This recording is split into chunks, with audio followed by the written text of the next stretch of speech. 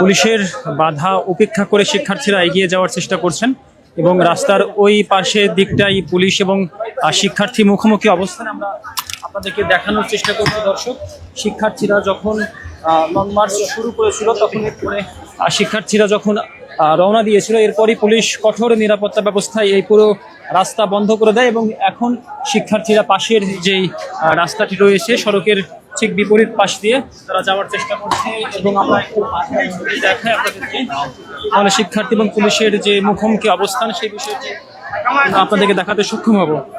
এবং শিক্ষার্থীরা মূলত শিক্ষামন্ত্রীর পদত্যাগের যে দাবি, সেই দাবিতেই এখনো রাজপথে সরব রয়েছে এবং তারা বিভিন্ন স্লোগান দিচ্ছে। পুলিশ এর উপস্থিতি বেশি দেখলে তারা মূলত ভুয়া ভুয়া স্লোগানটাই বেশি দিচ্ছে, আপনারা হয়তো শুনতে পাচ্ছেন।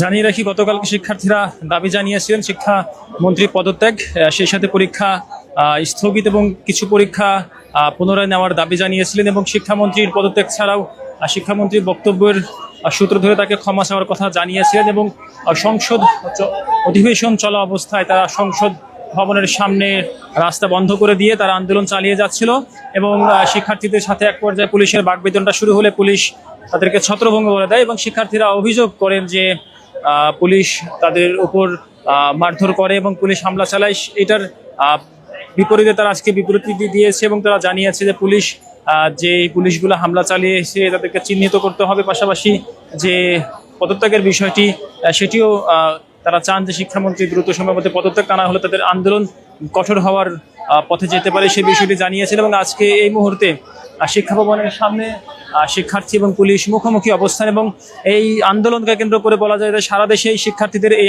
আন্দোলনের যে উত্তাপ সেটি ছড়িয়ে পড়েছে এবং রাজধানীতে গতকাল থেকে পুলিশ এবং শিক্ষার্থীদের মাঝে দফায় দফায় ধাওয়া পাল্টা ধাওয়ার ঘটনা ঘটে এবং আজকে পুলিশ এখানে সাজোয়া যান, জলকামান প্রস্তুত রেখেছে এবং আইন শৃঙ্খলা বাহিনীর সদস্যদের যে বিপুল সংখ্যক উপস্থিতি, সেই উপস্থিতি বলে দিচ্ছে যে সতর্ক অবস্থানে পুলিশ কতটুকু রয়েছে। এবং গতকালকে যখন সকাল থেকে যখন সায়েন্স ল্যাবে শিক্ষার্থীরা আন্দোলন শুরু করে, এরপরে পুনরায় শিক্ষা বোর্ড তারা ঘেরাও করে, আবার সেখান থেকে তারা সায়েন্স ল্যাব অবরোধের পর তারা আবারও সংসদ ভবনের দিকে এগিয়ে যায় এবং আজকে তাদের যে ঘোষণা ছিল যে লং মার্চ কর্মসূচি পালন করবে সচিবালয় অভিমুখে, তারা নীলক্ষেত হয়ে ঢাকা বিশ্ববিদ্যালয় হয়ে দোয়েল চত্বর হয়ে তারা এখন চলে আসে শিক্ষা ভবনের সামনে এবং শিক্ষা ভবনের সামনে পুলিশের উপস্থিতির কারণে তারা সামনে এগিয়ে যেতে পারছেন এবং পুলিশ শিক্ষার্থীদের মাঝে কথোপকথন হচ্ছে এবং তারা উভয়ে তাদের কথাগুলো জানাচ্ছেন। আমরা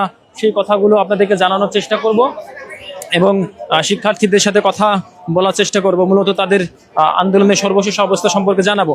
এখন আমরা সরাসরি চলে যাব পুলিশ এবং শিক্ষার্থীদের মাঝে যে কথোপকথন হচ্ছে, মূলত তাদের যেই দাবি, কি দাবি মূলত তারা জানাচ্ছেন সেই বিষয়ে কথা বলবো।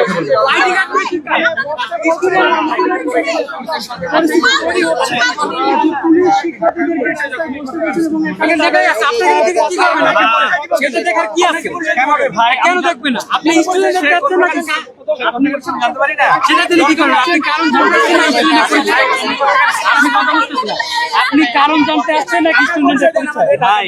শোনো, তুমি তো আমাদের ছোট ভাই, তাই না? আপনি কি বলতে চান? ও কোন স্কুলে বা কোন কলেজে পড়ে জানতেই পারি, এটা জেনে কি লাভ? আমার কথা হচ্ছে যে আপনি কি নিয়ে কথা বলবেন, আপনি কি পদত্যাগ কি জন্য এইসব বলবেন, আপনি এইসব কেন? শোনো ভাই, আমরা জানতে চাইতেই পারি কলেজ বলতে পারেন, কিন্তু এভাবে আইডি কার্ড করে এভাবে মিডিয়াতে আপনি দেখাতে পারবেন না। আপনি আইডি কার্ড কেন দেখাবেন?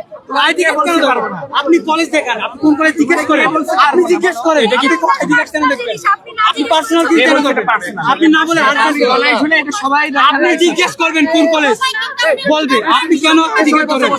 টিম গঠন করাবেন, সবাই বসুন, এই সবাই বসুন, প্রেস স্টপ প্লিজ। হ্যালো,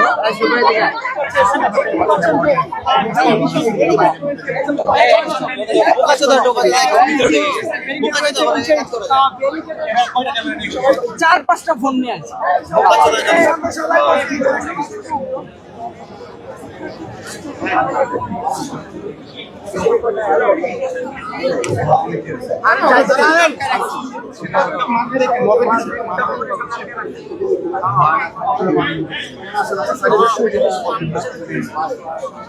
ওরা আসলে শিক্ষার্থী, তাদের তো অবশ্যই কিন্তু ভুয়া যদি থাকে